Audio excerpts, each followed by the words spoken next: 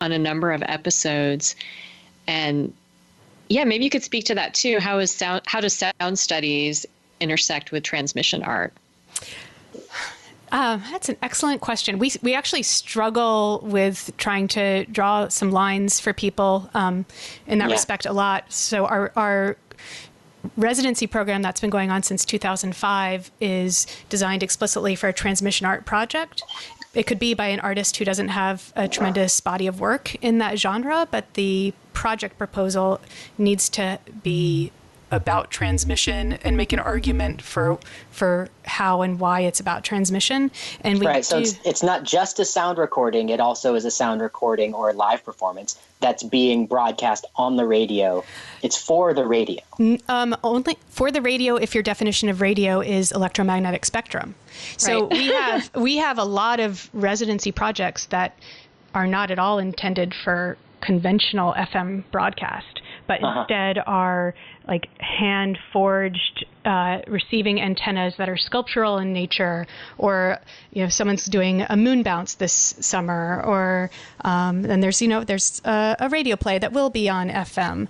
A mixtape that arrives in the mail.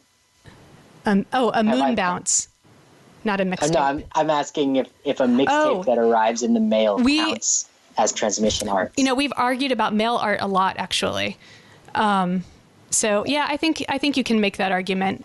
Someone will argue it. Yeah, but back to the question of sound studies, we do get a tremendous amount of applications that are really sound art proposals, and sound art is not the same in our mind at all as transmission art, because transmission art is explicitly about the act of transmission and reception with that specific technology.